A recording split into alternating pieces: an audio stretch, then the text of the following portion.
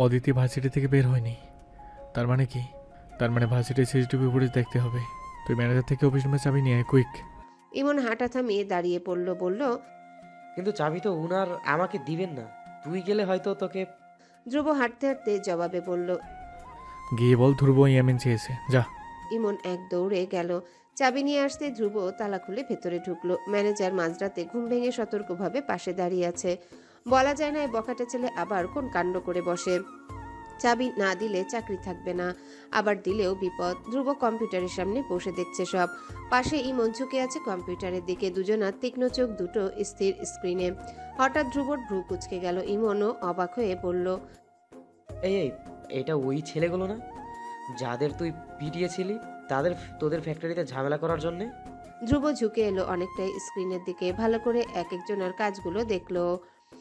ওরা রাত 9টা থেকে ভার্সিটির গেটের সামনে ঘুরঘুর করছে। ধ্রুব বেরিয়ে আসার সময় যে যার জায়গায় লুকিয়ে পড়েছিল। ধ্রুব যেতেই আবার বেরিয়েছে। যেই না অদিতি বেরিয়েছে, ওরা সবাই মিলে ওর পিছু নিয়েছিল। অদিতি সেটা বুঝে ভয়ে সিটিয়ে দ্রুত পা চালিয়েছিল। ওদের মধ্যে একজন আচমকা অদিতির সামনে দাঁড়িয়ে গেল। এরপর অদিতির ব্যাগ নিয়ে টানা হাতড়া করলো কিছুক্ষণ। অদিতি ভয়ে কেঁদে ফেলেছে, বারবার কিছু বলছে ওদের। এরপর ওদের সামনে একটা গাড়ি এসে থামলো। মুখোশ পরা একটা ছেলে গাড়িতে বসা। ওই ছেলেগুলো অদিতিকে জোর করে গাড়িতে তুলে দিল। গাড়ি অদিতিকে নিয়ে চলে গেল। গাড়ি নাম্বার D189260। এসব কিছু দেখে ধ্রুবর রাগ আর দেখে কি। ও চেয়ার থেকে উঠে কম্পিউটার তুলে ফেলেছে হাতে আছাড় দেওয়ার জন্যে। পাশ থেকে ম্যানেজার তটস্থ হয়ে চেয়ে আছে। ধ্রুবকে আটকাতে গেলেই বিপদ। এদিকে ইমন দ্রুত ধ্রুবকে আটকে ফেলল। কি করছিস? রাখ এটা, রাখ বলছি। ধ্রুবর হাত থেকে কম্পিউটার কেড়ে নিয়ে জায়গায় রাখলো ইমন। ধ্রুব রাগে হাঁপাচ্ছে। রাগে ওর কপালে রগ অবধি ফুলে গেছে, চোখ দুটো মারাত্মক লাল। ধ্রুব এবার নিজের রাগ সহ্য করতে না পেরে পা দিয়ে লাথি দিল চেয়ারে। চেয়ার ভেঙে দিয়ে মাটিতে পড়ল। ধ্রুব ওই ভাঙা চেয়ারটাকে শূন্যে তুলে আছাড় মারল। গর্জে উঠল ভয়ঙ্কর ভাবে। শুয়োরের বাচ্চাগুলো আমার কলজাকে হাত দেওয়ার সাহস কই থেকে পেল? ধ্রুব আর এক মুহূর্ত দাঁড়ায় না, ভাঙা চেয়ার ডিঙিয়ে বেরিয়ে আসে। ইমন পিছু পিছু দৌড়াচ্ছে। ধ্রুব বড় বড় পা ফেলে যাচ্ছে আর রাগে অন্ধ হয়ে পাশে যা পাচ্ছে তাতেই লাথি বসাচ্ছে। ওর মেজাজ আজ যেন চূড়ান্ত উগ্র। ইমন ভয় পাচ্ছে, আর ধ্রুব কাউকে খুন করেও ফেলতে পারে। ও কি করবে, কিভাবে সামলাবে ধ্রুবকে ভেবে পাচ্ছে না।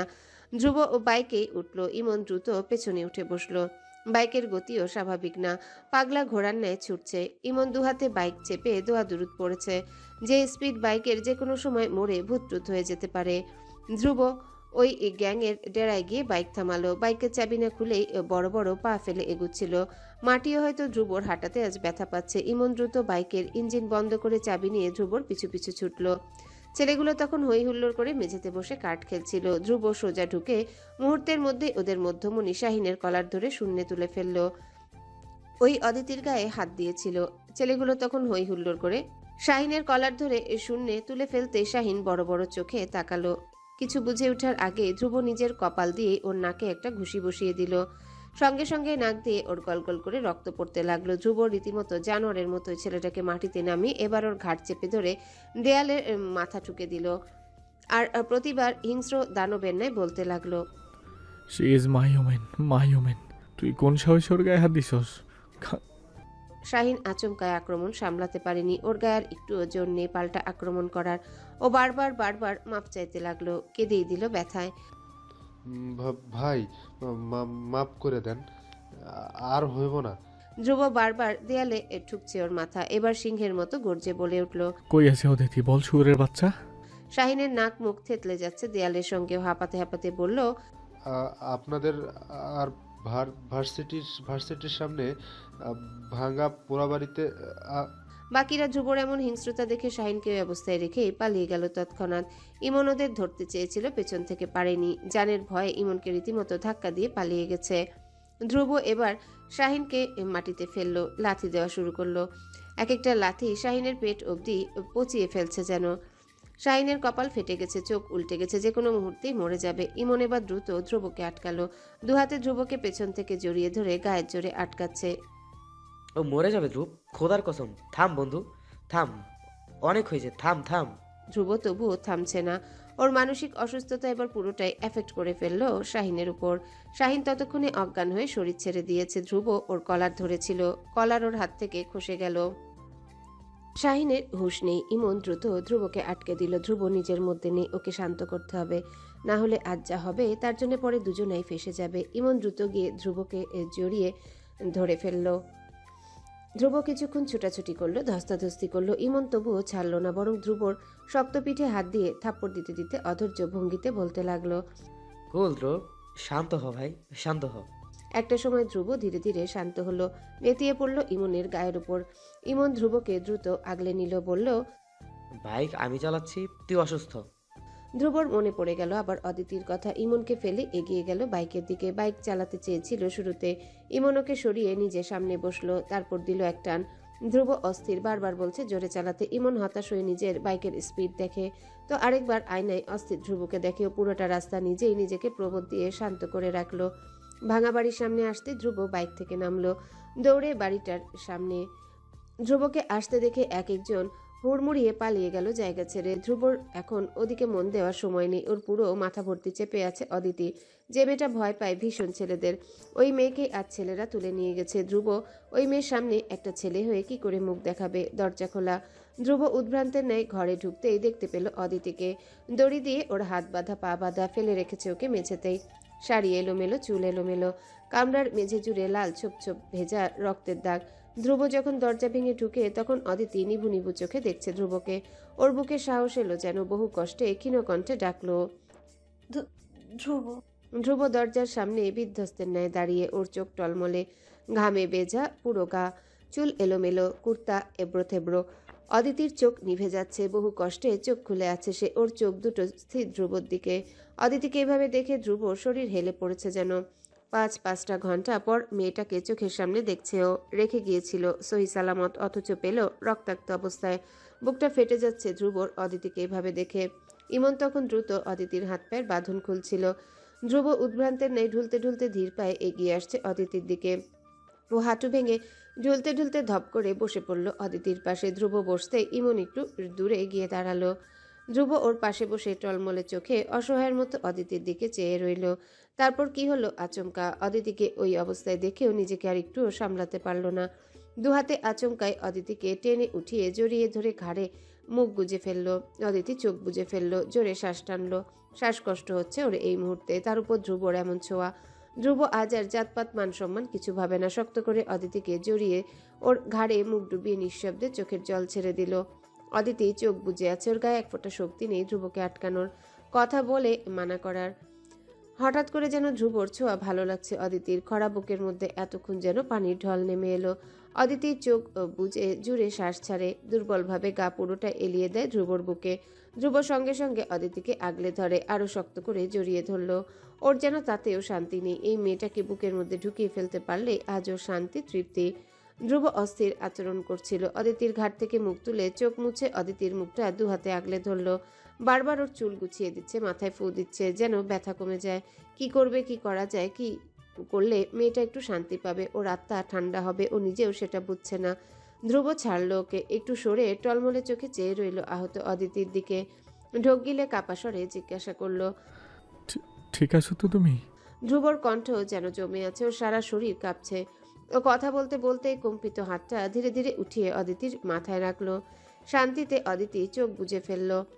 এতক্ষণে হঠাৎ ধ্রুবর হাতে ভেজা রক্তের স্পর্শ অনুভব করতে ওর রু অবধি থমকে গেল। ধ্রুব ভয় পেয়ে গেল, হাত চোখে সামনে ধরল, হাত ভর্তি টকটকে লাল রক্ত। ধ্রুব বিস্মিত বিড়বিড় করলো। রক্ত? ধ্রুব মাথা তুলে অদিতির দিকে তাকালো। অদিতির মাথা থেকে রক্ত বেরিয়ে গড়িয়ে কানের পিছনে গড়িয়ে পড়ছে। ধ্রুব হতভম্ব হয়ে গেল, অদিতির দিকে তাকালো। অদিতি চোখ বুজে হেলে পড়েছে ওর বুকের উপর। ধ্রুবর চোখগুলো আবারও ধীরে ধীরে লাল হচ্ছে। ও হেলে পড়া অদিতিকে দু হাতে আগলে ধরল। অদিতির হাতটা চেপে ধরে কপালে চুমু খেলো শক্ত ভঙ্গিতে, দাঁতে দাঁত পিষে বলল, আই প্রমিস, ওরা একটাও বাঁচবে না। এই ধ্রুব এমিন এক একটার মাথা নিজ হাতে পিষবে। আকাশটা তখন ধীরে ধীরে রক্তিম হচ্ছিল। অদিতি ধ্রুব ওই বন্ধ অন্ধকার ঘরটায় পূর্ব দিক হতে জানালা পেরিয়ে এক ছটাক আলো ছিটকে আসে। আলোটা সরাসরি ধ্রুব অদিতির মুখের উপর লেপটে গেল যেন। আজ আলোরাও প্রেমের পক্ষে, ধ্রুব অদিতির পক্ষে। ইমন পাশে হা হয়ে দাঁড়িয়ে আছে।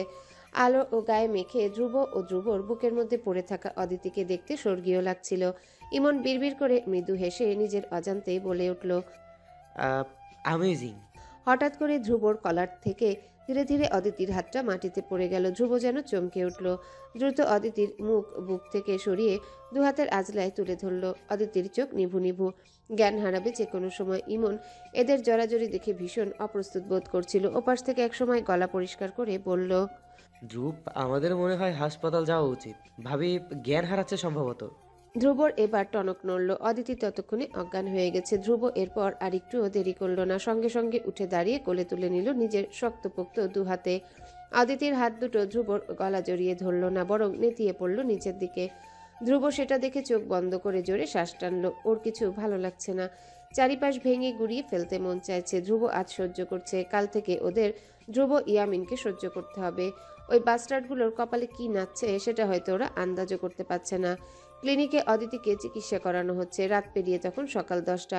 এখন অনেকটাই সুস্থ অদিতি, মাথায় তেমন মেজর আঘাত লাগেনি। দেয়ালে ধাক্কা খাওয়ার কারণে এই রক্তের উৎপত্তি। ধ্রুব সেই ফজরের পর থেকে কেবিনের বাইরে বেঞ্চে চুপচাপ বসে আছে, ওর চোখ দুটো জানালার বাইরে। ধ্রুব সেই ফজর থেকে এভাবেই বসে আছে। এখানে আসার পর থেকে একবারও অদিতির মুখোমুখি হয়নি, উঠেওনি জায়গা থেকে।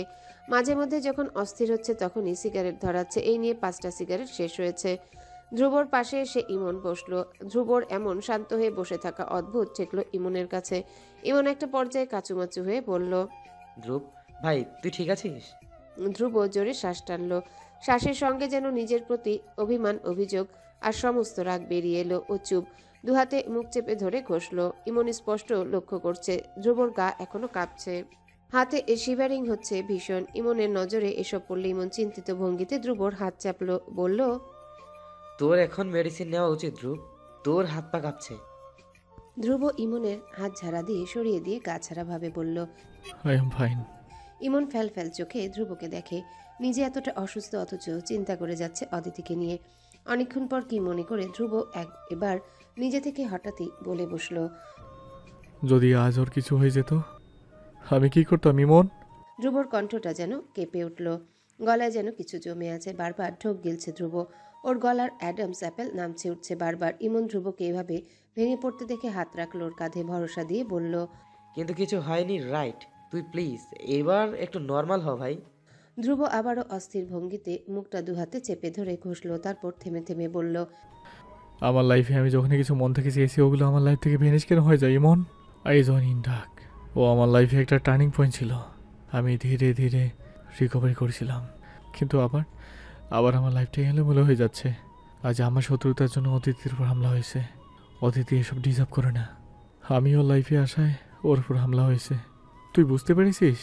অদিতির মতো মেয়ে আজ আমার জন্য এতটা সাফার করছে। সব কিছুর মূলেই আমি। I am his wrong person for her Emon. Emon হতভম্ব। যে ধ্রুব ইয়ামিনের জন্য পুরো একটা ভার্সিটি পাগল, সেই ছেলে নিজেকে একটা অজপাড়াগা গ্রামের অদিতির যোগ্য মনে করছে না। ইমন নিজেকে সামলে বলল, তোর দুজন পারফেক্ট কাপল, আচ্ছা তোরা দুজন পারফেক্ট কাপল হবি। আর গত রাত যা হয়েছে এসব ভাগ্য ধ্রুব, তোর এতে দোষ নেই। ধ্রুব মানে না, বলে যায় শুধু, ওর কিছু হলে আমি নিজেকে কখনোই মাফ করতে পারবো না। আমি আজ ওর সামনে যেতে পারছি না। তুই বুঝতে পারছিস আমার সিচুয়েশনটা এমন? ওই সুরের বাচ্চাগুলো আমার কনফিডেন্ট, আমার মুখ অতিথির সামনে কতটা ছোট করে ফেলেছে। ইমন কি বলে ধ্রুবকে বোঝাবে বুঝতে পারছে না। সত্য বলতে ঘুরে ফিরে সবকিছুর মূলে ধ্রুবই। ধ্রুব এমন একটা পরিবেশে বড় হয়েছে যেখানে ওর শত্রুর সংখ্যা নেহাত কম নেই। আজ অদিতির মতো একটা সাধারণ নির্ঝঞ্ঝাট মেয়ের উপর হামলা হওয়া অনেক বড় ব্যাপার। ইমন তবুও বন্ধুর খাতিরে বলে, তুই অযথা ভাবছিস ধ্রুব, এসব আগে থেকেই লেখা ছিল কপালে। তুই নাস্তিক নস যে কপালের লেখা বিশ্বাস করবি না। ধ্রুব শোনে। ওর মন তখন কঠিন কিছু হিসেব করতে ব্যস্ত, যেন সিদ্ধান্ত নিচ্ছে বড় কিছু ঘটানোর। ওর চোখ দুটো তখনও অদিতির কেবিনের দিকে চেয়ে রয়েছে অপলক। ধ্রুব এখনো একবারও মেয়েটার মুখোমুখি হয়নি।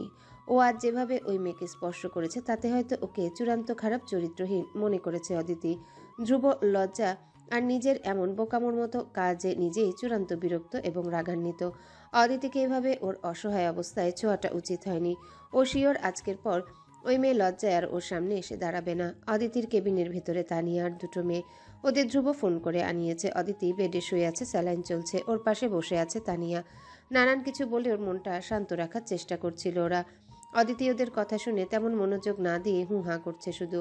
একসময় তানিয়া কথা থামিয়ে ওর দিকে চাইল, বিব্রত ভঙ্গিতে বলল, অদিতি, একটা কথা বলার ছিল। অদিতি সিলিং ফ্যানের দিকে আনমনা হয়ে তাকিয়ে থেকে জবাব দিল। বলো। তানিয়া গলা পরিষ্কার করে দোনমোনা গলায় বলল, আজকের ঘটনাটা তোমার ফ্যামিলিতে জানিও না। ওনারা হয়তো ব্যাপারটা ভালো চোখে দেখবে না। তাছাড়া ধ্রুব বলেছিল। তানিয়া থেমে যায়, অথচ তখন মাত্রই অদিতি কান পেতে মনোযোগ দিয়ে শুনতে চেয়েছিল কি বলেছে ধ্রুব। তানিয়া থেমে গিয়ে বলল, তোমার ছুটি মঞ্জুর করেছে ভার্সিটি। তোমার যা লাগে এই কয়দিন আমাকে বলিও। অদিতি তেমন প্রতিক্রিয়া দেখালো না, চুপচাপ শুয়ে থাকলো বিছানায়। ওর চোখে ভাসছে গত রাতটা। অদিতি অপহরণ হয়েছিল, ধ্রুব ওকে বাঁচিয়েছে। ধ্রুবর পাগলামি সব ধীরে ধীরে অদিতির চোখের সামনে ভাসে। ওর গায়ে এখনও সম্ভবত ধ্রুবর পারফিউমের গন্ধ মেখে আছে। অদিতি দীর্ঘশ্বাস ফেলল। ওর গায়ে একটা ছেলে ছুঁয়েছে, অথচ আজ অদিতির খারাপ লাগছে না, বরং বারংবার মনে হচ্ছে ধ্রুব ওর জন্য আজ কতটা উন্মাদ হয়েছিল। কিন্তু ধ্রুব কবে থেকে ওকে 4 ঘন্টা পর অদিতিকে ডিসচার্জ দেওয়া হয়েছে। ওকে নিয়ে বেরিয়েছে তানিয়ারা কেবিন থেকে। অদিতির গায়ে চাদর, কপালে ব্যান্ডেজ, মুখটা মলিন হয়ে আছে। ওর হাতে এখনো ক্যানুলা লাগানো। শাড়ি খুলে ফেলে সাধারণ কামিজ পরিয়ে দেওয়া হয়েছে ডাক্তারের কথা মতো। অদিতি বেরিয়ে আসতে ধ্রুব দ্রুত বেঞ্চ থেকে উঠে গেল। অদিতি ধ্রুবর দিকে তাকিয়েছিল। দুজনার চোখে চোখ পড়ল। ধ্রুবর চোখে ছিল অসহায়ত্ব আর অদিতির চোখে নীরবতা। ওই দুই মিশ্র অনুভূতি দুজনার হৃদয় গিলে নিল। দুজনেই ধীরে ধীরে চোখ নামিয়ে ফেলল। ধ্রুব আর এগিয়ে গেল না অদিতির দিকে, সেখানেই দাঁড়িয়ে অন্যদিকে ফিরে ক্যাব বুক দিল। ইমন পাশ থেকে দুজনার এসব কাজ কারবার দেখে দীর্ঘশ্বাস ফেলে। দুজন লাভারের মধ্যে সে এক অবলা প্রাণী। ওরা হসপিটাল থেকে বেরিয়ে এসেছে। নিচে নেমে ক্যাবে উঠল অদিতি। ধ্রুব আলগোছে ওর দিকে না চেয়ে গাড়ির দরজা আটকে দিল। তারপর ড্রাইভারের জানালার দিকে মুখ বাড়িয়ে ড্রাইভারকে লোকেশন বুঝিয়ে দিল। ড্রাইভারের সঙ্গে যতক্ষণ কথা বলছিল ততক্ষণ অদিতি অপলক চেয়েছিল ধ্রুবর দিকে। যে ধ্রুবর চোখ পড়ল ওর দিকে, সঙ্গে সঙ্গে মেয়েটা দ্রুত ধ্রুবর থেকে চোখ সরিয়ে নিয়েছে। ধ্রুব দীর্ঘশ্বাস ফেলল, তারপর সরে এসে বাইকের দিকে এগুলো। ক্যাব থেমেছে হোস্টেলের সামনে। অদিতি নেমে দাঁড়ালো ক্যাব থেকে। ধ্রুব অনেক আগেই এসেছে এখানে। ইমনকে চলে যেতে বলেও বাইক থেকে নেমে দাঁড়িয়ে আছে। অদিতির সঙ্গে কথা আছে ওর। ধ্রুব তানিয়াদের ইশারা করলো চলে যেতে। ওরা অদিতির দিকে একবার চেয়ে হোস্টেলে ঢুকে গেল। অদিতি ওদের আটকালো না। এমনিতেই মেয়েগুলো ফজর থেকে অনেক করেছে ওর জন্যে, তাই ও একা একাই হেঁটে যেতে লাগলো হোস্টেলের দিকে। অদিতি, পেছন থেকে ধ্রুব বড্ড আবেগী কণ্ঠে ডেকে বসলো। অদিতির বুকটা কেঁপে উঠল এই ডাকে। চাদর গায়েও ধীরে ধীরে ফিরে তাকালো। ধ্রুব তখন বাইকের সঙ্গে হেলান দিয়ে দুহাত আড়াআড়ি বুকের উপর ভাঁজ করে অদিতির দিকে কেমন কড়া চোখে চেয়ে আছে। ওই মাতাল মাতাল চাহনিতে অদিতির হৃদয়টা নড়ে উঠল যেমন। ও চোখ সরিয়ে ফেলল, অপেক্ষা করলো ধ্রুব কিছু বলবে। ধ্রুব ওখানেই দাঁড়িয়ে রইল, এগুলো না সামনে। ওর চোখ দুটোতে এখনও মারাত্মক ভয় লেপ্টে আছে। বুকের উন্মাদনা এখনও কমাতে পারেনি। আজ কিছু একটা হয়ে যেতে পারত। ও হয়তো ওই মেয়ের হাসিটুকু হারিয়ে ফেলতে পারত। অনেক অনেক কিছুই আজ ঘটতে পারত। ধ্রুব সোজা হয়ে দাঁড়ালো। ও আজ এলোমেলো, কাহিল ভীষণ। ওর এই কথাটা এখন এই মুহূর্তে না বললে আজও সম্ভবত পাগল হয়ে যাবে। ধ্রুব ওভাবেই শরীরটা জোরপূর্বক দাঁড় করিয়ে রাখলো।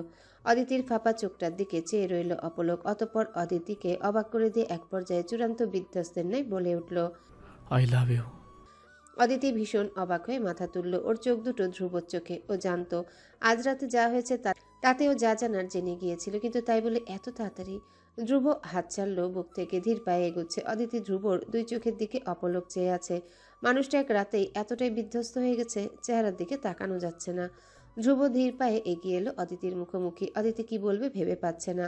এমন একটা মুহূর্তে কি বলা উচিত ওর। ও তো তেমনই অনুভব করে এই মানুষটার জন্যে, কিন্তু অদিতি ভালোবাসা ওর জন্যে পাপ ও যাতা বলা শুরু করলো। আপনি ভুল করছেন। চুপ। ধ্রুব হিসিয়ে উঠল। অদিতি থেমে গেল। ওর কথা বলার সাহস হারিয়ে ফেলল। ধ্রুব কথা বাড়ালো না, অতিরঞ্জিত কিছুই বলল না। শুধুমাত্র অদিতির কপালের ওই সাদা ব্যান্ডেজটায় হালকাভাবে আঙ্গুল ছুঁয়ে অদিতির গোলগাল সরল হয়ে মুখটার দিকে তাকিয়ে রইল। ব্যান্ডেজটা ছুঁয়ে দিতে দিতে শুধু বলে গেল নিজের কথাগুলো। কিছু এক্সপ্লেন করবো না, কিছুই বলতে যাব না। আজ না তোমার কাছে কিছু শুনবো, শুধু এতটুকু বলবো, আমার পক্ষে আর হচ্ছে না। আমি পারিনি আটকে রাখতে এসব। যদি আজকের রাতটায় কিছু একটা। ধ্রুব থামে। কথাগুলো আর বের করতে পারলো না। ওর গলা কাঁপছে। রাতের স্মৃতিটুকু ভুলতে চাইছে, ততই যেন চোখের সামনে সেগুলো হানা দিচ্ছে। অদিতি তখনও চেয়ে আছে। ওর চোখ এলোমেলো না আজ। ও নির্নিমেষ দেখে যাচ্ছে পাগল খ্যাপাটে ধ্রুবকে, যাকে আজ রাতে অদিতি ভেঙে চুরে দিয়েছে। ধ্রুব একটু থেমে ঢোক গিলে অন্যদিকে যায়। পরপর অদিতির দিকে ফিরে চায়। এবার আর জড়তা নয়, বরং স্পষ্ট গলায় বলে বসে, আজকের রাতটা আমি কখনোই ভুলবো না, তেমনি তোমাকে কখনো ভুলতে দিব না। From now, Durbo Amin is book to this Aditi Hayat forever for ever. আমার কথা শেষ, এখন তুমি চাইলে সবসময়ের মতো ছুটি পালিয়ে যেতে পারো। অদিতির কানের কাছে তখনও ভেসে যাচ্ছে Dhruba Yamin book to Aditi forever forever. তারপর তারপর হঠাৎ অদিতির ভয় বেড়ে গেল। ধীরে ধীরে মনের প্রজাপতিগুলো পিষে গেল। চোখে ভেসে আসতে লাগলো অদিতির বাবা, একটা শালিশ, গ্রামের কয়েকজন মানুষ, আরেকটা পরিবারে দুর্বিষহ জীবন। ও এই ঢাকা শহরে কেন এসেছিল আর কি করে যাচ্ছে এখন? ধ্রুবর হাতটা তখনও অদিতির ব্যান্ডেজ ছুঁয়েছিল। অদিতি আচমকাই পিছিয়ে গেল। ধ্রুবর আঙ্গুল ব্যান্ডেজ থেকে সরে যেতে ধ্রুব তাকালো ওর দিকে। অদিতি ধ্রুবর দিকে চেয়ে থাকতে থাকতে ধীরে ধীরে পিছাচ্ছে। ওর মুখটা ভয়ার্ত। ও এলোমেলো দৃষ্টি ফেলে চাপা স্বরে বিড়বিড় করতে লাগলো। এটা হয় না, সম্ভব না। আমার কাউকে ভালোবাসার অধিকার নেই, নেই, কিছু নেই। ধ্রুব সেসব শুনতে পায় না। ও অদিতির দিকে নির্নিমেষ চেয়ে রয়েছে। অদিতি পেছাতে পেছাতে এক পর্যায়ে ঘুরে গিয়ে দৌড়ে হোস্টেলের গেটে ঢুকে গেল। ধ্রুব দীর্ঘশ্বাস ফেলল। এই রিয়াকশনটাই তো ও আশা করেছিল। ধ্রুব বাড়িতে যখন পৌঁছেছে তখন প্রায় দুপুর 12টা বাজে। এলোমেলো ধ্রুব এক প্রকার ঢুলতে ঢুলতে বাড়িতে সদর দরজা দিয়ে ঢুকছিল। ড্রয়িং রুমে নিজের সৎমা আর বাবাকে দেখে ধ্রুব সেখানেই দাঁড়িয়ে গেল। ধ্রুবর ফুরফুরে মেজাজ যা ছিল সেটা মুহূর্তের মধ্যেই ধূলিসাৎ হয়ে গেল। ধ্রুব দাঁতে দাঁত পিষে ঘরে ঢুকলো। সৌরভ ইয়ামিন ছেলের রাগান্বিত মুখটা দেখে তৃণার দিকে তাকালেন। তৃণা দুজন বাবা ছেলের মুহূর্তকার দ্বন্দ্ব দেখে অপ্রস্তুত ভঙ্গিতে উঠে চলে গেল পাশের রুমে। ওরা বাবা ছেলে এখন প্রতিবারের মতোই অসভ্যদের ঊর্ধ্বে যত খারাপ ভাষা আছে সেগুলো নিয়ে তর্ক করবে। তৃণা সম্ভ্রান্ত পরিবারের মেয়ে, এসব কাঁচা ভাষা কখনো শুনে অভ্যস্ত নয়। অথচ এই একটা পরিবারে বিয়ে হয়ে আসার পর থেকে আজ অবধি কোনো গালি বা কাঁচা ভাষা নেই যেসবও শুনেনি। ধ্রুবকে শুরুতে নিজের আদর ভালোবাসা বোঝাতেও চেষ্টা করেছিল, কিন্তু ওই বেয়াদব একরোখা ছেলে বুঝেনি ওকে। বরং একবার সবার সামনে চরম অপমান করার পর তৃণা লজ্জায় আর এই ছেলের সামনে যায় না। মাঝে মধ্যে খারাপ লাগে ওর, ডিভোর্স দিতে মন চায় সৌরভকে, কিন্তু শেষ অবধি সৌরভের মুখের দিকে চেয়ে পারে না। বুড়ো হচ্ছেন, ছেলে একটা থেকেও নেই। সেখান থেকে তৃণা চলে গেলে সৌরভ পাগল হয়ে যাবেন একাকিত্বে। তাই এখনো মুখটা বুজে ও রয়ে গেছে। তৃণা চলে যাওয়ার দিকে চেয়ে রইল ধ্রুব। সৌরভ কফি খেতে খেতে পেপার হাতে তুলে নিয়েছেন। তৃণা এ বাড়িতে আসা ওনার জন্য স্বাভাবিক ব্যাপার হলেও ধ্রুবর জন্য সেটা বিস্ময়তুল্য। এই বাড়িটা ওর মায়ের হাতে সাজানো, সেখানে আরেকটা নারী এসে রাজত্ব চালাচ্ছে। ধ্রুব সেটা একদমই কেন যেন সহ্য করতে পারে না। ধ্রুব কুর্তার হাতা ফোল্ড করে এগুতে এগুতে বলল, ওই মহিলা আমার মায়ের বাড়িতে আজ কি করছে? ধ্রুব গিয়ে সোজা হয়ে দাঁড়ালো সৌরভের মুখোমুখি। জবাব চাইল তার তথাকথিত বায়োলজিক্যাল ফাদারের কাছে। ওর চোখ দুটো রাগান্বিত। সৌরভ পেপার হাত থেকে না নামিয়ে জবাব দিলেন, ও মহিলা না, তোমার ওকে ছোট মা বলা উচিত, অন্তত যতদিন আমি জীবিত আছি। ধ্রুব শব্দ করে হেসে ফেলে, যেন ভীষণ মজার কথা শুনে ফেলেছে ও। সোফায় বসে কুশন কোলে নিয়ে সেটাই হাত চেষে বসে হেসে হেসেই বলল, তোমাকেই বাবা মানি না, সেখানে আর ওই মহিলা? Jokes of the yard. ধ্রুবর হাসি যেন সৌরভের সামনে ভীষণ চূড়ান্ত বেয়াদবি লাগলো। সৌরভ পেপার নামালেন। ধ্রুবর ওই হাসি মুখের দিকে চেয়ে শান্ত গলায় বললেন, যাকে তুমি বাবা হিসেবে মানো না, তার টাকা পয়সার উপরে তোমার এত ফুর্তিগুলো চলছে। বাবা না মানার সঙ্গে সেগুলো অস্বীকার করা উচিত তোমার, রাইট? ধ্রুব আবারও হাসলো, তারপর হাসি থামিয়ে বলল, আমি অস্বীকার করছি। It's like a give and take. আমি তোমার কাছে আসছি, তুমি আমাকে পয়সা দিচ্ছ, অ্যান্ড তুমি নিজেও জানো ধরবো নাই তো তুমিও ফিনিশড। ধ্রুব নিজের গলার দিকে আঙ্গুল তুলে ইশারা করলো। ওর চোখ দুটো হাসছে, যেন সৌরভকে চোখে আঙ্গুল দিয়ে ইশারা করে বলছে, দেখো নিজের ছেলে আজ তোমার সঙ্গে কেমন ব্যবহার দেখাচ্ছে, মানুষ করতে পারলে না ছেলেকে। সৌরভের বুকটা ভার হয়ে আসছে, কিন্তু ধ্রুবকে সেটা বুঝতে দিলেন না। কাকে বোঝাবেন নিজের ব্যথাগুলো? এ মানুষ নয়, হায় না একটা, দয়া মায়া নেই, না আছে কোনো কৃতজ্ঞতা বোধ। সৌরভ আবারও পেপার হাতে তুলেন। পেপার পড়তে পড়তে বললেন, কিছু বলতে এসেছো? ধ্রুবর মুখ এবার গম্ভীর হয়ে আসে। ও পকেট থেকে কতগুলো ছবি বের করে টেবিলের উপর ছড়িয়ে ফেলে দিল। পেপার থেকে চোখ সরিয়ে সৌরভ ছবিগুলোর দিকে তাকালেন। ছবির লোকজনের গত রাতের খবর ওনার কানেও এসেছে, তবে তিনি সেটা জানেন। এসব ধ্রুবকে বুঝতে দিলেন না। ধ্রুব ছবিগুলোর দিকে দাঁতে দাঁত পিষে তাকিয়ে আছে, বলল, ছেলেগুলোকে আজ সন্ধ্যার মধ্যে আমার সামনে চাই, একদম ফিটফাট অবস্থায়, বাকিটা আমি দেখে নেব। সৌরভ ছবিগুলো হাতে নিলেন। ধ্রুব সোফায় হেলান দিয়ে বসলো। সৌরভ ছবির ছেলেগুলোকে দেখিয়ে বললেন, এরা তো এমপি কামরুলের ছেলে পেলে, সেদিন আমার ফ্যাক্টরিতে ঝামেলা করছিল। কথাটা কানে আসা মাত্রই ধ্রুবর রাগের পারদ হুট করে যেন চিরিক দিয়ে লাফিয়ে উঠল। ও হঠাৎ সৌরভের দিকে ঝুঁকে এসে হিসিয়ে উঠল। হ্যাঁ, আজ তোমার জন্য আমি একটা পুরো রাত সাফার করেছি। এখন তুমিও এটা প্রায়শ্চিত্ত করবে। তোমার ঘেউ ঘেউ দলকে বলে এগুলো এনে দাও। বলে দাও যে সন্ধ্যার পর আমি ধ্রুব ইয়ামিন ওদের সঙ্গে হকি খেলতে চাই। ধ্রুবর চোখ থেকে যেন লাভা ঝরছে। ওর কথা বলার ধরন শুনে মনে হচ্ছে যেন সৌরভই অদিতির কিডন্যাপের পেছনে দায়ী। সৌরভ বাঁকা চোখে তাকালেন, ছেলের চোখে চোখ মিলিয়ে বললেন, তুমি চাইলে নিজেই কাজগুলো এক্ষুনি করে ফেলতে পারো, এখন আমাকে কেন লাগবে? ধ্রুব এবার হেলান দিয়ে বসলো সোফায়, বলল, পারি, but now I am tired. এখন একটা ঘুম দেব, সন্ধ্যার জন্য এনার্জি দরকার। সৌরভ সেক্রেটারি রাহুলকে চোখ দিয়ে ইশারা করলেন। রাহুল দ্রুত এগিয়ে গিয়ে ছবিগুলো হাতে তুলে নিল। ধ্রুব কুশন ফেলে উঠে গেল সোফা থেকে। সৌরভ বললেন, ছেলেগুলোকে মেরে ফেলোনি? সামনে ইলেকশন আছে, হাত নোংরা করলে বিপদ। ধ্রুব সৌরভের দিকে তাকালো, ভ্রু কুচকেচে রহস্য করে বলল, মারা লাগবে না, না মেরেই এমন অবস্থা করব যে বাঁচতে ইচ্ছা করবে না আর। সৌরভ তাকিয়ে রইলেন ছেলের দিকে। ধ্রুবর এমন আচরণের পেছনে মূল হোতা তনি নিজেই, তাই ধ্রুবর এমন কথা তাকে খুব একটা অবাক করতে পারল না। আর যেখানে বিষয়টা অদিতিকে ঘিরে, সেখানে এসব কিছু ভীষণ স্বাভাবিক ব্যাপার। ধ্রুব সিঁড়ির সামনে গেলে পেছন থেকে সৌরভ প্রশ্ন করলেন। সেই মেয়েটা কি এখন ঠিক আছে? ধ্রুব থেমে গেল, কিন্তু পেছনে ফিরে তাকালো না। ওর চোখে ভেসে এলো অদিতির ওই সরল ভয়ার্ত মুখটা। ধ্রুব চোখ বুজে জোরে শ্বাস টানলো, সেভাবেই দাঁড়িয়ে থেকে ঠান্ডা গলায় জবাব দিল, এখন থেকে ঠিক থাকবে। কথাটা বলে ধ্রুব বড় বড় পা ফেলে সিঁড়ি দিয়ে উঠে গেল। সৌরভ রাহুলের দিকে তাকালেন। রাহুল স্যারের তাকানোর উদ্দেশ্য বুঝতে পেরে চশমার আগা নাকের উপর উঠিয়ে জবাব দিলেন। আজ প্রপোজ করেছেন ধ্রুব স্যার ওই মেয়েকে। সৌরভ ছেলের যাওয়ার দিকে চেয়ে থেকে জবাব দিলেন, নজর রাখো, মেয়েটা আজ তোমার নজরে থাকা অবস্থায় কিডন্যাপ হয় কি করে? আমি তো সেটাই চিন্তা করেই অস্থির। ঘোড়ার ঘাস কাটছিলে তুমি তখন? রাহুল আইপ্যাড হাতে কাচুমাচু গলায় জবাব দিল, আপনি বলেছিলেন ওইরা দুইজন একসঙ্গে থাকে নজর রাখতে। স্যার ওই দিন চলে এসেছেন, তাই আমিও। রাস্কেল! সৌরভ ধমকে উঠলেন। রাহুল কি বলবে খুঁজে পাচ্ছে না। সৌরভ টেবিল থেকে মোবাইল হাতে নিলেন। রুমে যাওয়ার আগে রাহুলের উদ্দেশ্যে কড়া গলায় বলে গেলেন, সামনে ইলেকশন, মেয়েটার উপর নজর রাখো। আরেকবার যদি ওই মেয়ে কিডন্যাপ হয়েছে, মনে রাখো ধ্রুব তাণ্ডব চালাবে বাড়িতে। এক রাতেই ওই মেয়ের জন্য আগামী বছরগুলোতে কি করবে সেটা বুঝিয়ে দিয়ে গেছে। আমি কোনো রিস্ক নেব না। জি স্যার। রাহুল দ্রুত সায় দিল। অদিতি চা কেটলি থেকে কাপে ঢালছিল। চায়ের কাপ থেকে চা উপচে পড়ছে। ওর এতে মন নেই, মন তো দিয়ে বসেছে অন্য কাউকে। বারবার ধ্রুবর বলা আই লাভ ইউ অদিতি কানে সানায়ের মতো বেজেই চলেছে ক্রমাগত। হাতে ওর কাজ ওঠে না, পড়াশোনা ভালো লাগে না। সারাক্ষণ চোখের সামনে বখাটে ধ্রুব এলোমেলো কুর্তা গায়ে হেঁটে বেড়ায়। তার ওই মদ্যক, ওই চোখের চাওয়া, অদিতির ব্যান্ডেজে তার আঙ্গুলের ছোঁয়া, এসব কিছুই অদিতির রাতের ঘুম হারাম করে দিয়েছে। ধীরে ধীরে অদিতি এলোমেলো হয়ে পড়ছে। ছন্নছাড়া বাঁধনহারা মনের বিবাদে ও ক্লান্ত ভীষণ। ওর অবস্থা করুণ। একদিকে ওর পরিবার, অন্যদিকে প্রেম। দুদিকের দ্বন্দ্বে অদিতি মাঝখানে পিষে যাচ্ছে। এই অদিতি, চা পড়ে যাচ্ছে তো।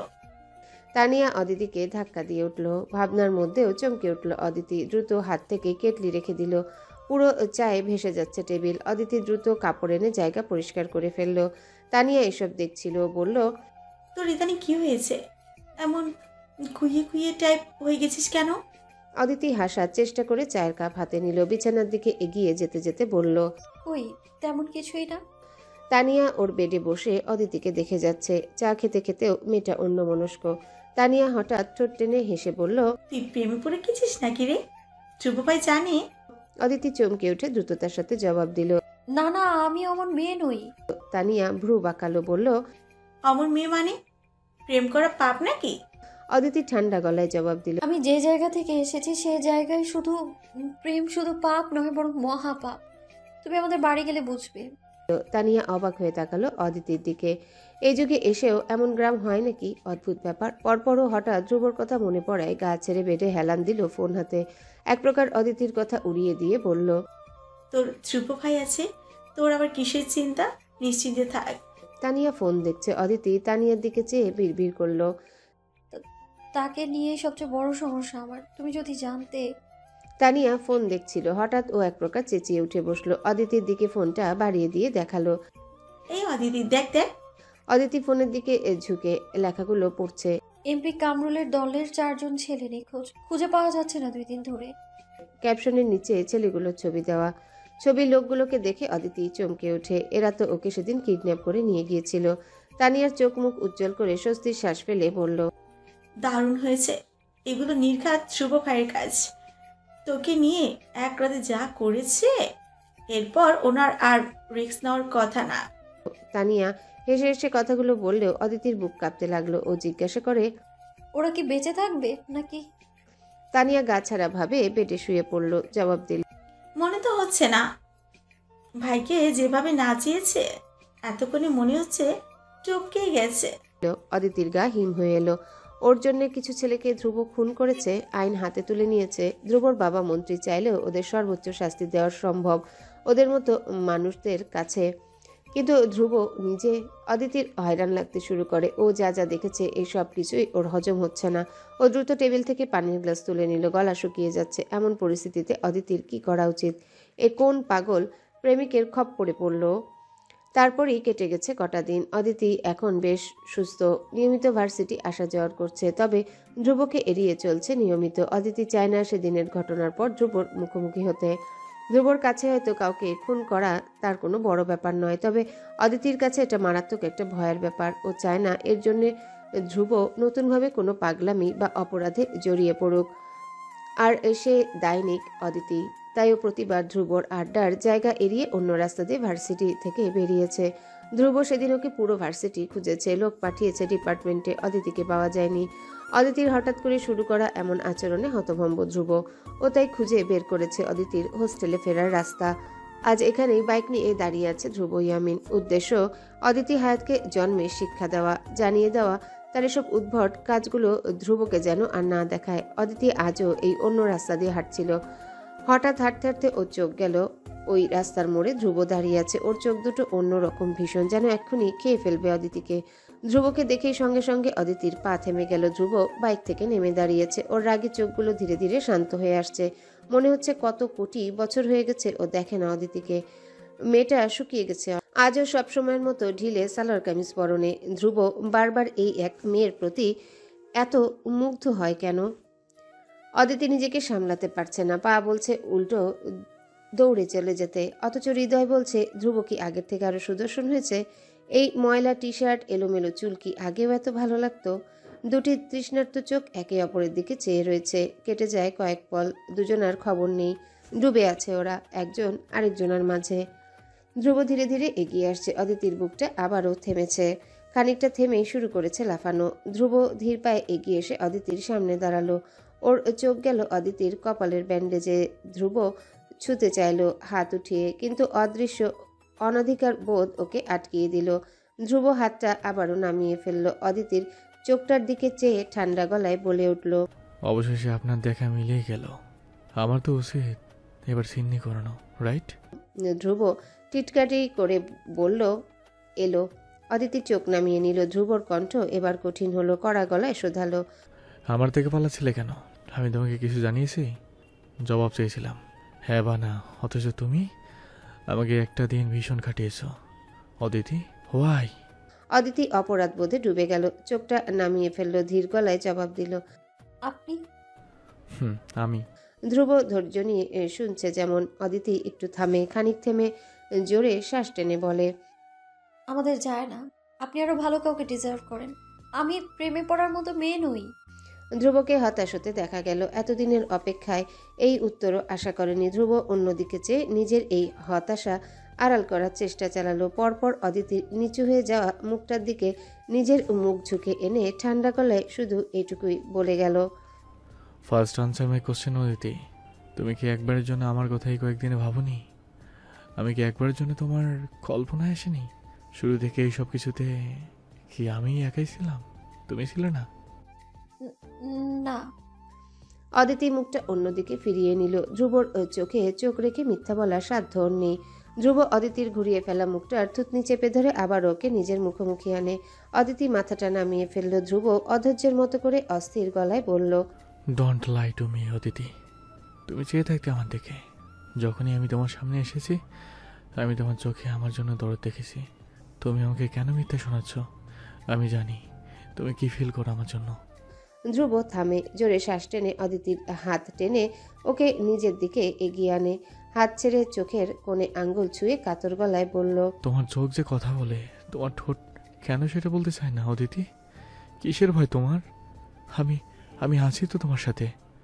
অদিতির চোখ টলমল করছে। ধ্রুবর আঙ্গুল তখনও ওর গাল ছুঁয়ে চোখের কোণ ছুঁয়ে আছে। ধ্রুবকেও কিভাবে বোঝাবে, আর কিভাবে বোঝালে ধ্রুব কষ্ট পাবে না? অদিতির শ্বাস আটকে পিছিয়ে গেল।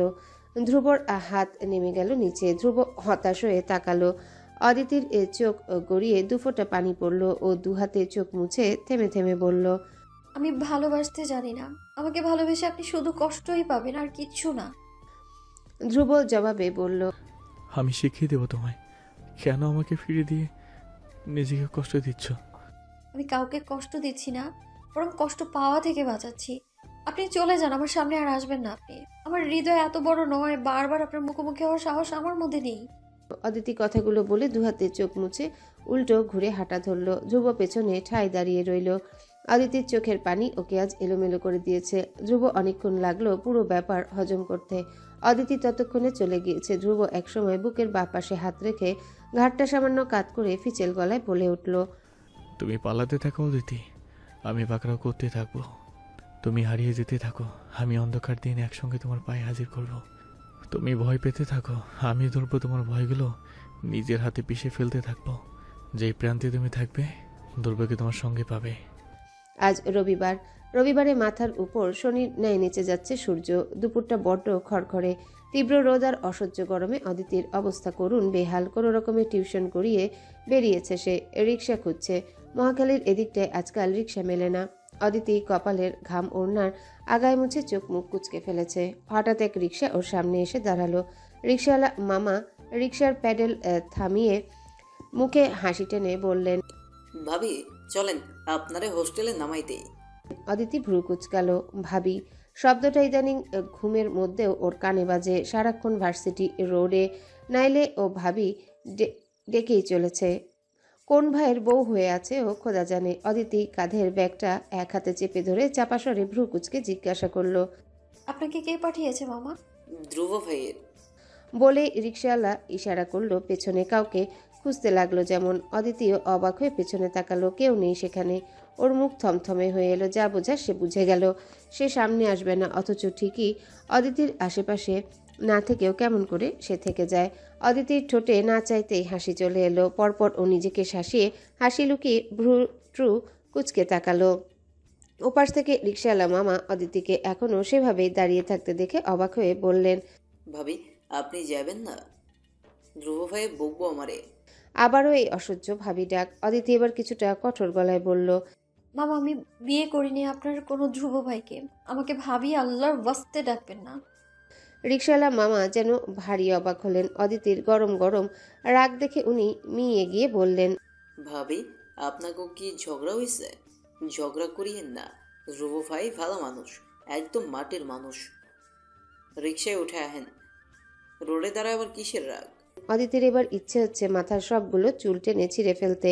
ভাইয়ের নাই প্রেমের খবর, তার সঙ্গে আবার নাকি রাগ করাও হয়। অসহ্য এবং বিশ্রী রাগে মাথার ভেতরটা অবধি ধবধবিয়ে উঠল। অদিতি আর দাঁড়ালো না, দ্রুত উঠে বসলো রিক্সায়। ব্যাগ কোলের উপর রেখে বলল, মামা যান তো যান। মামার খুশিকে দেখে। আজ অদিতিকে হোস্টেলে পৌঁছে দিতে পারলেই কড়কড়ে 1000 টাকার নোট মিলবে। এই সুযোগ হাতছাড়া করা যাবে না। রিক্সাওয়ালা মামা ধ্রুবর নির্দেশ মতো শেষবারের রিক্সা চালানোর আগে একবার অদিতির জামা ওড়না দেখে নিল। কোনোভাবে ওড়না ওর চাকায় আটকে গেলে মহা বিপদ হয়ে যাবে। ধ্রুব ভালোর ভালো খারাপের খারাপ, মাইল লাগলে ধরে।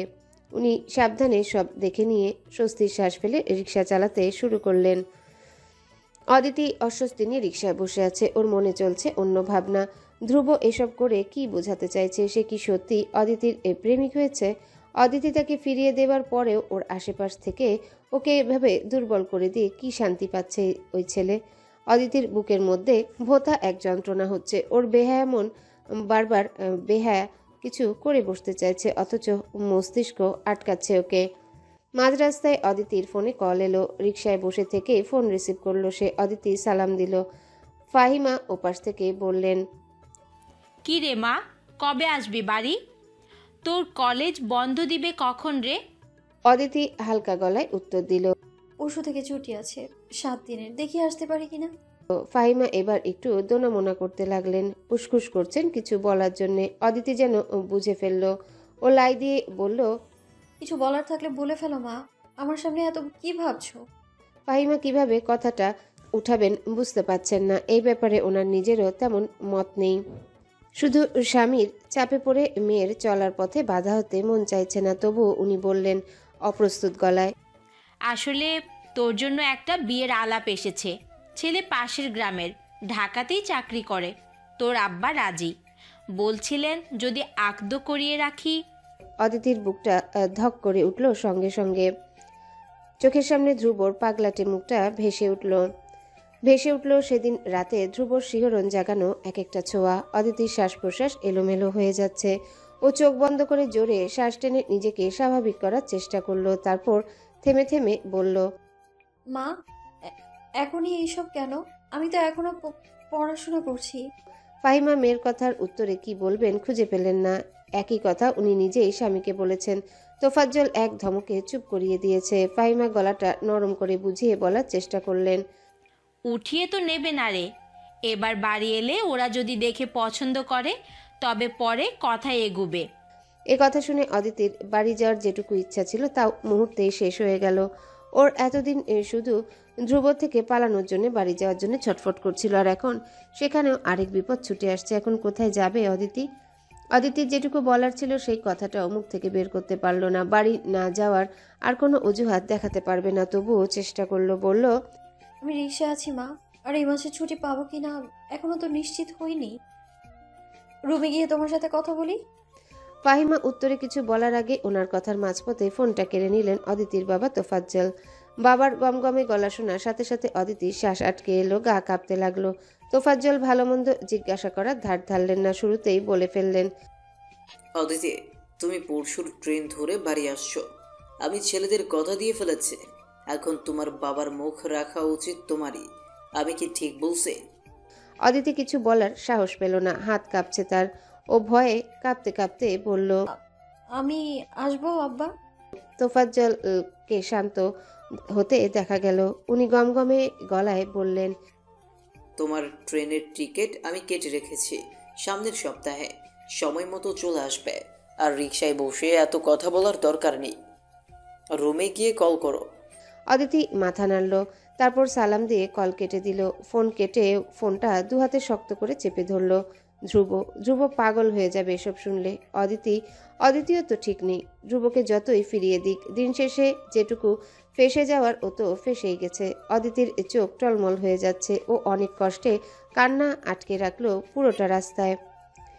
এদিকে ওদের পুরো কথোপকথন রিকশাওয়ালা মামা কান খাড়া করে শুনছিল। ধ্রুব সারাদিনে ছোটাছুটি শেষে সবে রুমে ফিরেছে।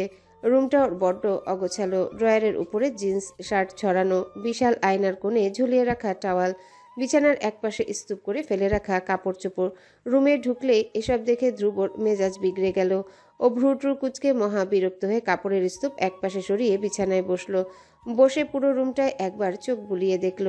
এলোমেলো রুমের দিকে চেয়ে থাকতে থাকতে হঠাৎ করে ওর মনে হলো, বিয়ে করার পর তার রুম তো আর কখনোই এমন থাকবে না। অদিতি তার গোলগাল নরম হাত দিয়ে ধ্রুবর রুমকে ঠিক গুছিয়ে নেবে, ধ্রুবকে অন্ধকার থেকে টেনে আনবে আলোর দিকে। অদিতির কথা ভাবতেই ধ্রুবর ঠোঁটে মৃদু হাসি ফুটে উঠল। ধ্রুবর এখন ইচ্ছে করছে অদিতির কাছে একবার ছুটে যেতে। নতুন প্রেমে পড়লে কি মানুষ এমন পাগল হয়ে যায়? নিজের ভাবনাতে নিজেই হেসে ধ্রুব মাথার চুল এক হাত এলোমেলো করে ফেলল। তারপর হেসে আয়নার সামনে গিয়ে দাঁড়ালো। ভ্রু কুচকে নিজেকে আগাগোড়া দেখলো। আজ রাজন বলছিল ধ্রুব নাকি বদলে যাচ্ছে, প্রেমের সব সিমটম নাকি ওর মধ্যে প্রকাশ পাচ্ছে। ধ্রুব আয়নার সামনে দাঁড়িয়ে সেই সিমটমগুলোই খুঁজে চলেছে। তার মধ্যে কি সত্যি অনেক পরিবর্তন এসেছে? প্রেমে পড়ে কি মানুষ এতটা পরিবর্তন হয়? এমন সময় ফোন এলো। ধ্রুব মুখ স্বাভাবিক করে পুরনো গম্ভীর রূপে ফিরে এসে এগিয়ে গিয়ে বিছানার উপর থেকে ফোন নিয়ে রিসিভ করলো। ওপাশ থেকে কেউ তাকে কিছু বলল। সব শুনে হঠাৎ ধ্রুবর মুখটা থমথমে হয়ে গেল। ঠান্ডা গলায় শুধু বলল, করাচ্ছি বিয়ে ওনাকে। ধ্রুব ফোন পকেটে পুরল। দ্রুত হেঁটে গিয়ে বিছানার উপর থেকে শার্ট নিয়ে গায়ে দিল। তারপর বড় বড় পা ফেলে এগিয়ে গেল রুমের বাইরে। ড্রয়িং রুমে আসতেই পেছন থেকে সৌরভ এত রাতে ছেলেকে বাইরে যেতে দেখে ডাক দিলেন। এত রাতে কোথায় যাচ্ছ? ধ্রুব ফিরেও তাকালো না। ওর এখন বড্ড তারা, মাথায় চড়ে আছে 80 কেজি ওজনের জেলাসি। ও কোনো জবাব না দিয়ে দ্রুত পা চালিয়ে বাইকের দিকে এগিয়ে গেল। অদিতি সেই কখন থেকে সামনে বই নিয়ে বসে আছে, কিন্তু তার আজ পড়াশোনায় একদমই মন বসছে না। পুরো মন জুড়ে ধ্রুবর চিন্তা, ওর ভাবনা ছড়িয়ে ছিটিয়ে আছে। মাঝে মধ্যে অদিতির মনে হয় ওর মস্তিষ্ক আর ওর নেই, পুরোটাই ধ্রুবর দখলে চলে গেছে। শান্তি দিচ্ছে না এই ভাবনাগুলোকে। অদিতি ভাবছে এবার বাড়ি গেলে ছেলেপক্ষ দেখতে আসবে। এটা জানলে ধ্রুব কি করবে? কুরুক্ষেত্র বানিয়ে ফেলবে হয়তো। শুধু ধ্রুবই নয়, অদিতি নিজেও চাইছে না ছেলেপক্ষের সামনে যেতে। গ্রামের ছাপোষা মেয়ে অদিতি কিভাবে এমন একটা বখাটে প্রেমিকের প্রেমে পড়ে গেল কে জানে। প্রেম পড়লে তো তার উপর তার প্রেমে পড়ে এই করুণ হাল। মানুষ কি বলবে? অদিতির ভালো লাগছে না কিছুই। কি করবে? কাকে বোঝাবে মনের এই ব্যথাগুলো, অসহ্যকর এই দ্বিধাগুলো? অদিতি মনের এক টানাপোড়ানে হঠাৎ টেবিলের উপর রাখা ওর ফোনটা বেজে উঠল। অদিতি ভাবনার মধ্যে চমকে উঠল। নম্বর সেভ করা নেই। ভ্রুকুচকে বইটা বন্ধ করে ফোন রিসিভ করলো। ওপাশ থেকে একটা থমথমে গলার স্বর ভেসে আসলো। দুর্ব বলছে নিচে আসো, আই এম ওয়েটিং। অদিতি চমকে উঠে চেয়ার ছেড়ে দাঁড়ালো। ফোনটা কান থেকে নামিয়ে চোখের সামনে ধরলো। ভালোভাবে নাম্বারটা দেখলো। এটা কি নতুন কোনো নাম্বার তার? ধ্রুব কিভাবে এত নাম্বার পাল্টায় ভেবেই পাচ্ছে না ও। অদিতি ফোনটা কানে লাগিয়ে ধীর হাতে ঢোক গিলে সরাসরি বলার চেষ্টা করলো। আমি আসতে পারবো না, রাত অনেক হয়েছে, বাড়ি চলে যান প্লিজ। ওপাশ থেকে ধ্রুব যেন ব্যঙ্গ করে হাসলো। কপাল আঙ্গুল চুলকে নিতে নিতে উপরের দিকে অদিতির জানালার দিকে তাকিয়ে বলল, 5th ফ্লোরে, রুম নাম্বার 502, রাইট অতিথি। অদিতি চমকে উঠে দ্রুত গিয়ে জানালার পাশে দাঁড়িয়ে নিচে তাকায়। ধ্রুব ওর দিকে চেয়ে আছে। অদিতি আতকে উঠে বুকে ফু দিয়ে সরে গেল আড়ালে। ভীতু গলায় বলল, আপনি কি বোঝাতে চাইছেন? ধ্রুব এবার কঠোর গলায় স্পষ্ট করে বলে ফেলল, আমি উপরে উঠবো নাকি তুমি নিচে আসবে? আমাকে দয়া করে আর জ্বালিও না, আমাকে দয়া করে আর জ্বালিও না অদিতি। আমি জ্বললে ঝাঁঝার করে ফেলবো তোমাকে, জানোই তো। অদিতি ঢোক গিলল। একবার বলে দিয়েছে উপরে আসবে মানে চলে আসবে। সে যা ঘাটতেরা ছেলে। অদিতি অজুহাত দেখানো শুরু করলো এবার। নিচে দারোয়ান আছে। ওপাশ থেকে ধ্রুব হাসে, কৌতুক শুনছে যেমন তেমন করেই বলল, আমার মতো দারোয়ান তোমার জন্য ওয়েট করছে, বেচারা ঘুমিয়ে ডুলছে, নিচে নামো তুমি। দারোয়ান ওর নিচে নামার অপেক্ষা করছে। এটা কিছুতেই বিশ্বাস হচ্ছে না অদিতির। এই দারোয়ান অনেক রাগী। রাত 10টা বাজলেই গেট বন্ধ করে ফেলে। রাত 11টায় কিভাবে তার জন্য গেট খুলে রেখেছে? ধ্রুব ততক্ষণে ফোন কেটে দিয়েছে। ফোন কাটার আগেও অবশ্য কয়েকবার শাসিয়েছে। ওদিকে অদিতির মন মানছে না। ভেতরের মন বলল, যা, প্রেমিক ধ্রুবর জন্যই তো মন খারাপ করে বসেছিলি এতক্ষণ। কিন্তু মস্তিষ্ক বলল, নিজেকে আটকে রাখ অদিতি, নিজের বিপদ তুই নিজেই ডেকে আনছিস। অতঃপর শেষ পর্যন্ত মনের কথাই জিতল। অদিতি চাদর দিয়ে পুরো শরীর ঢেকে মুখ লুকিয়ে বেরিয়ে এলো। গেটের সামনে আসতেই দারোয়ান মুখ ভরে হেসে দরজা খুলে দিল। অদিতি শুধু অবাক হয়ে দেখছিল দারোয়ানের আচরণগুলো। গেট পেরিয়ে আসতেই দূর থেকে ধ্রুবকে দেখতে পেল। ব্যাস, ওর মন বেপরোয়া গতিতে লাফানো শুরু করে দিল। অদিতি বুকের বা পাশে হাত দিয়ে চেপে ধরে চোখ বুজে জোরে জোরে শ্বাস টেনে নিজেকে ধাতস্থ করার চেষ্টা করলো। তারপর চোখ খুলে ধীর পায়ে এগিয়ে গেল ধ্রুবর সামনে। ধ্রুব ওর দিকে পিঠ করে আছে। অদিতি আস্তে করে ডাকলো, শুনছেন? ধ্রুব ঘুরে তাকালো। ধ্রুবর চোখ দুটো অদিতির চোখে আটকে গেল। দুজনেই ভেসে গেল এক অন্য দুনিয়ায়। অদিতির মাথা ঢেকে রাখা চাদরে, ধ্রুবর মাথায় ক্যাপ। অন্ধকারে দুজন দুজনার চোখে কি এমন দেখলো কে জানে। দুজনের মধ্যে একে অন্যের জন্য যেটুকু রাগ ঈর্ষা ছিল সব দূর দূর করে পালিয়ে গেল। বাকি যেটুকু থাকলো সেটুকু শুধুই ভালোবাসা। একজনের প্রকাশিত প্রেম, অন্যজনের অপ্রকাশিত। অদিতি নিজের চোখ বড্ড কষ্টে সরালো। অন্য পাশে চেয়ে হৃদয়ের যন্ত্রণা চেপে ধিমে গলায় জিজ্ঞাসা করলো, কেন রেখেছেন? ধ্রুবর ধ্যান ফিরল ও চোখ সরিয়ে অন্যদিকে চেয়ে নিজেকে স্বাভাবিক করার চেষ্টা চালালো। তারপর আবার তাকালো অদিতির দিকে। ধীরে ধীরে ওর চোখে সেই ৮০ কেজি ওজনের জেলাসি ফুটে উঠল। ধ্রুব ঠান্ডা গলায় বলল, ছেলেটা কি করে? ওই শালা কি আমার চেয়ে অনেক বেশি তোমায় ভালোবেসে ফেলেছে? অদিতি শুরুতে বুঝতে পারল না ধ্রুব কি বোঝাতে চাইছে। ও অবাক চোখে ধ্রুবর দিকে কিছুক্ষণ চেয়ে রইল। জিজ্ঞাসা করলো, কোন ছেলের কথা বলছেন? ধ্রুব এবার নিজেকে আর দমিয়ে রাখতে পারল না। অদিতির হাত টেনে নিজের সঙ্গে ওকে মিশিয়ে নিল। অদিতির বাহু দু হাতে দুদিকে চেপে ধরে চোখে চোখ মিলিয়ে চেঁচিয়ে বলে গেল শুধু নিজের ঈর্ষার কথা। কোনো ছেলেপক্ষের সামনে তুমি একদম বসবে না অদিতি, কসম তোমার। যদি বসো তুমি জানবেও না আমি এই ছেলেকে কী করে ফেলবো। আমি ধীরে ধীরে নিজের রাগ কন্ট্রোল করছি, জাস্ট বিকজ অফ ইউ। আমাকে আবার আমার পুরনো রাগ ফিরিয়ে আনতে বাধ্য করিও না অদিতি, প্লিজ। ধ্রুব রাগের পারদ লাফিয়ে লাফিয়ে উঠছিল। অদিতির সামনে নিজের রাগী সত্তা প্রকাশ করতে চায়নি, কিন্তু ও নিজেকে আটকেও রাখতে পারেনি। অদিতি বড় বড় চোখে ধ্রুবর রাগ আর ঈর্ষা দেখছিল। ধ্রুবর এই অস্থিরতা দেখে অদিতির ভেতর নড়ে উঠল যেমন। ও ভয়ার্ত মুখে ধ্রুবকে দেখছিল। অদিতির ভয়ার্ত মুখ দেখে আচমকা ধ্রুব হুঁশ ফিরল। কি করছিল ও এতক্ষণ? ধ্রুব ওর চোখের দিকে চেয়ে আচমকায় ওকে ছেড়ে দিল। এলোমেলো দৃষ্টি ফেলে নার্ভাস গলায় নিচু স্বরে বলল, সরি। তারপর ও পেছনে ঘুরে দাঁড়িয়ে গেল। কোমরে হাত রেখে জোরে জোরে শ্বাস ফেলতে লাগলো। ধ্রুব চোখ বুজে নিজের রাগটুকু সামলাচ্ছিল, আর অদিতি শুধু অবাক চোখে ওকে দেখে যাচ্ছিল। ধ্রুব এই প্রথমবার ওর উপর এমন রাগ দেখালো। এসব কি শুধুমাত্রই অদিতিকে ছেলেপক্ষ দেখতে আসবে সেজন্যই? অদিতির হঠাৎ কি যে হলো? ও নিজের অজান্তে হাত বাড়িয়ে ধ্রুবর বাহু স্পর্শ করলো। ধ্রুব অবাক হয়ে ফিরে তাকালো। ওর হাতের দিকে একবার তাকিয়ে অদিতির চোখের দিকে তাকালো। অদিতি ধ্রুবকে শান্ত করার ভঙ্গিতে বলল, একটু শান্ত হন প্লিজ। আমি রাজি নই এই বিয়েতে। আমি পুরো ব্যাপারটা বুঝিয়ে বলছি। ধ্রুব স্থির দৃষ্টিতে চেয়ে রইল। ওর চোখ দুটো অদিতির চোখে আটকে আছে। অদিতির হাতটা তখনও ধ্রুবর শক্ত বাহু ছুঁয়ে আছে। দুজনেই দুজনের চোখের দিকে চেয়ে আছে। তারপর হঠাৎ ধ্রুবর পুরুষালী মনে মনে খুশি দৌড়ঝাঁপ করে উঠল। আর অদিতি কি আজ তাকে কৈফিয়ত দিচ্ছে? এই অধিকার কি সে ফাইনালি পেয়েই গেছে? রাত বাড়ছে। অদূর থেকে কটা কুকুরের ডাক ভেসে আসছিল। অদিতি ধ্রুব হাঁটছে ফুটপাত ধরে। অদিতির গা চাদর দিয়ে ঢাকা, ধ্রুবর মাথায় ক্যাপ। অদিতি দু হাতে গায়ের চাদর শরীরের সঙ্গে চেপে ধরে জোরে সোরে ভঙ্গিতে হাঁটছে। ওর পেছনে ধ্রুব। ধ্রুবর মুগ্ধ চোখ দুটো অদিতির পিঠে ঝুলানো বেনুনি দেখছিল। হাঁটার তালে অদিতির বেনুনি নড়ছিল। ভীষণ সুন্দর দৃশ্য ছিল এটা। অদিতি বলা শুরু করলে ধ্রুবর ধ্যান ভাঙে। অদিতি বলে গেল, আমি লক্ষ্মীপুরের ভীষণ অজপাড়া গ্রাম থেকে এসেছি, যেখানে প্রেম ভালোবাসা পাপ নয় বরং মহাপাপ। ধ্রুব অবাক হয়ে তাকালো অদিতির দিকে। অদিতি ঢোক গিলে আবারও বলতে থাকে, আমাদের গ্রামে একটা ছেলে মেয়েকে একসঙ্গে সন্দেহভাজনভাবে দেখা গেলে ওদের নিয়ে গ্রামের পঞ্চায়েতে সালিশ বসানো হয়। নিষ্ঠুরভাবে অপমান করা হয় ছেলে মেয়ে দুজনের পরিবারকেই। বিচার বসে ওই ছেলে মেয়েকে বিয়ে দেওয়া হয় এবং ওদের পরিবারকে একঘরে করে দেওয়া হয়। ধ্রুব এবার ভীষণ অবাক হলো। জিজ্ঞাসা করলো, এই যুগে এসো এমন? ইম্পসিবল। অদিতি শুনে মলিন হাসলো। বলে যায় নিজের কথাগুলো। এসবের পেছনে ওদের যুক্তি প্রেম হারাম। হারাম সম্পর্কে আল্লাহ আজাব আসে, গ্রামের বরকত কমে যায়। ধ্রুব শুনে যায় শুধু। অদিতি বলে, ওই প্রেম জড়ানো দুই ছেলে মেয়ের পরিবারকে কিভাবে দেখা হবে সামাজিকভাবে? সমাজে তাদের অবস্থান কেমন থাকবে? সবাই ওদের সঙ্গে কেমন ব্যবহার করবে?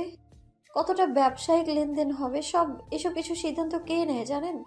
ধ্রুব প্রশ্নবোধক চোখে তাকালো। অদিতি জোরে একটা শ্বাস টেনে আকাশের দিকে চেয়ে উত্তর দিল, আমার আব্বা তোফাজ্জল হায়াত। ধ্রুব ভ্রু কুচকে ফেলল তাৎক্ষণিক। অদিতি আকাশের থেকে চোখ সরিয়ে আবারও রাস্তার দিকে তাকালো। হেঁটে যেতে যেতে বলতে থাকে, ছোটবেলা থেকে আমাকে আমার ছোট ভাই বোনকে ভীষণ রক্ষণশীলভাবে বড় করা হয়েছে। আব্বার অনেক ভয়, উনি প্রেমের এতটা বিরোধী, ওনার মেয়ে প্রেমে জড়ালে ওনার মুখ থাকবে না, গ্রামের লোক ছিছি করবে। ধ্রুব ঠান্ডা গলায় প্রশ্ন করলো, অ্যান্ড ফর দ্যাট তুমি আমাকে এতদিন ধরে ফিরিয়ে দিচ্ছ, রাইট?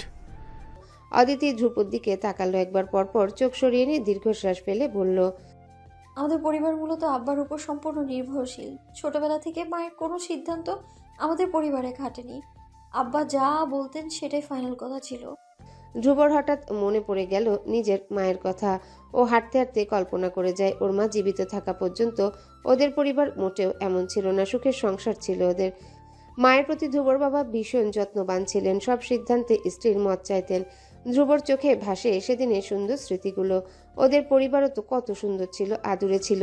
তারপর একটা রাত এলো, সেই রাত ধ্রুবর থেকে সবকিছু কেড়ে নিল সমূলে। ওর শখের পরিবার। অদিতি এবার ঘুরে ধ্রুবের দিকে তাকায়, ধ্রুব তাকায়, ওর চোখ দ্বিধান্বিত। অদিতি টলমলে চোখে চেয়ে বলে, আমি ঢাকায় আসার সময় আব্বা ভীষণ বিরোধী ছিলেন। উনি চাননি আমি ঢাকা আসি। ঢাকা আসলে আমি ওনার নজরের বাইরে চলে যাব, আর উনি যদি প্রেমে জড়িয়ে যাই, উনি মূলত এটারই ভয় পাচ্ছিলেন। অদিতি এবার ধ্রুবর দিকে অসহায় চোখে চাইল। ধ্রুবর দৃষ্টি অদিতির চোখের দিকে। অদিতি ধ্রুবর ওই নেশালো স্থির চোখের দিকে চেয়ে ঢোক গিলে কান্না আটকে রেখে বলে গেল, তারপর এখানে এসে আমার দেখা হয় আপনার সঙ্গে। একটা বেপরোয়া ডোন্ট কেয়ার ভাব নিয়ে সেদিন আমার সামনে সিগারেট মুখে নিয়ে দাঁড়িয়েছিলেন আপনি। আমি সেদিন একটা ওয়াশরুমে একটা ছেলের সঙ্গে প্রথম দাঁড়িয়েছিলাম। আমি আটকে গিয়েছিলাম ওই দিন। আমাদের গ্রামের একটা দৃশ্য আমার চোখে ভাসছিল। গ্রামের পঞ্চায়েত, সালিশ, আব্বার বিচার করা, সব একের পর এক আমি নিজের চোখের সামনে দেখে যাচ্ছিলাম। আমি আমি ভীষণ ভয় পেয়ে গিয়েছিলাম, তাই আপনার দিকে দুবার না তাকিয়ে দৌড়ে চলে এসেছিলাম সেখান থেকে।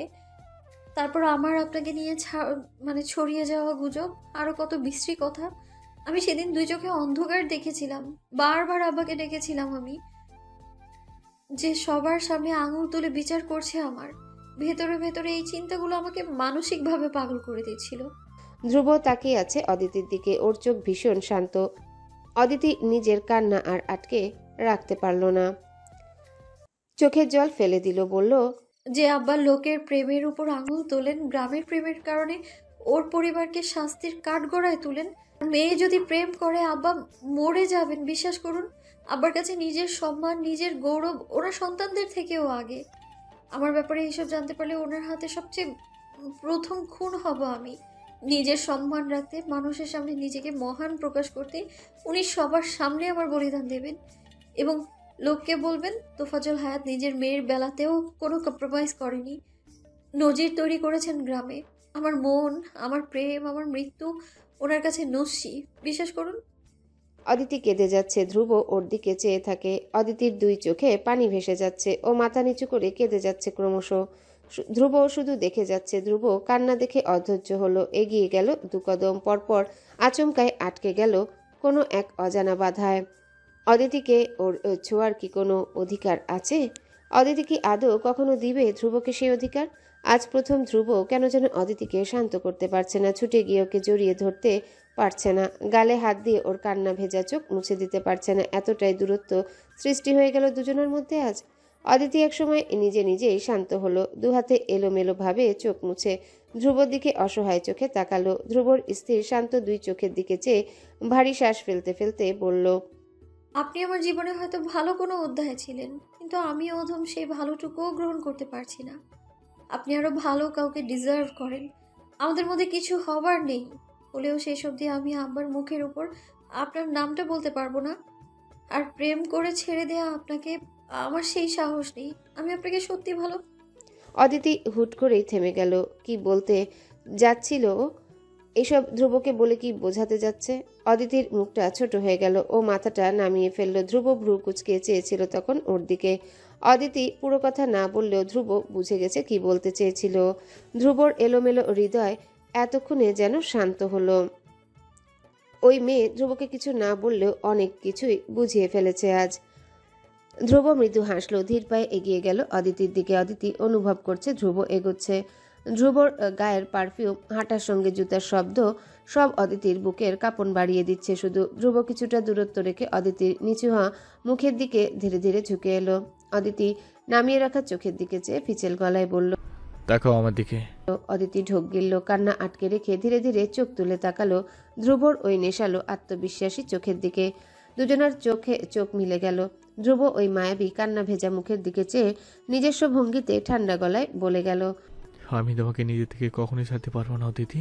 তোমার বাবা নিজের হাতে আমার কাছে তোমাকে তুলে দেবেন, ট্রাস্ট মি। সেদিন নিজেকে আর আটকে রেখো না। আজকের অর্ধেক বলা কথাটা পুরোপুরি বলে দিও। আর একটু ঝুঁকে এসে ধ্রুব এবার ওর কানের কাছে ফিসফিস করে বলল, I will be waiting for that day Aditi, desperately. Aditi দ্রুত চোখ খিচে নিল। ধ্রুব এভাবে ফিসফিস করে বলছে, ওর বুক কাঁপছে। মনটা হরমোনের জ্বালাতনে চূড়ান্ত বেহায়া হয়ে যাচ্ছে। ইচ্ছে করছে নিজেকে আর এতটা কঠোরভাবে না আটকে রাখতে, ছুটে গিয়ে ঝাঁপিয়ে পড়তে এই প্রেমিক ধ্রুবর বুকে। ধ্রুব ধীরে সরে গেল, অদিতির দিকে চেয়ে বলল, হোস্টেলে নামিয়ে দিই তোমায়, চলো। ধ্রুব অদিতিকে যখন হোস্টেলে নামিয়ে দিল, যাওয়ার আগে অদিতি ওর পাশে দাঁড়িয়ে অনেকক্ষণ উসখুস করতে লাগলো। ধ্রুব ওকে সেভাবে দাঁড়িয়ে থাকতে দেখে ভ্রু কুচকালো, বলল, কিছু বলবে? অদিতি থামলো, উসখুস গলায় বলতে চাইলো, আমি বাড়ি যাচ্ছি সামনের সপ্তাহে, হয়তো বা আমার রুমে যাও অদিতি, গো। অদিতিকে ধ্রুব ওর কথা শেষ করতে না দিয়ে গম্ভীর স্বরে বলে উঠল। অদিতি অবাক হয়ে তাকালো। বিয়ের কথা শোনার পর থেকে ওর বুক ফেটে যাচ্ছে, আর ধ্রুব এতটাই শান্ত হয়ে আছে, স্থির দৃষ্টিতে ধ্রুবর দিকে চেয়ে রইল। ধ্রুব এখনো হয়তো অদিতির পরিস্থিতি বুঝতে পারছে না। ও জানতেই পারছে না ওদের দেখা হওয়াটা, একসাথে পথ চলা এইটুকুই ছিল। ও যদি ধ্রুবকে না দেখে, আর অদিতির আজ শুধু ইচ্ছে করছে শেষবারের মতো ধ্রুবর কপালে ঠোঁট ছুঁয়ে দিতে। বারবার মন বলছে ওর, আর যদি না দেখে মানুষকে। অদিতির অন্য জায়গায় বিয়ে হলেও কি পারবে আদৌ সংসার করতে, যেখানে ও তানমান রুহ দিয়ে বসে আছে আরেকজনকে। ধ্রুব বাইকে হেলমেট রেখে দাঁড়িয়েছিল, অদিতি চেয়েই থাকলো ওর দিকে। ধ্রুব এবার ভ্রু কুচকে তাকালো। অদিতি তখনই দ্রুত চোখ সরিয়ে ফেললো। ধ্রুব অদিতির এলোমেলো চোখের দিকে চেয়ে আছে। অদিতির কষ্টে জর্জরিত মনটা ধ্রুব বুঝে নিল মুহূর্তেই।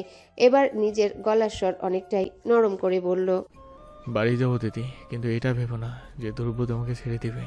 তুমি যতই আমাকে ফিরিয়ে দাও, আমি জানি তুমি ফিল কি করো আমার জন্য। তোমার মুখের কথা সত্য ভেবে বসে থাকার মতো আমি ধ্রুব ঘাস খাই না।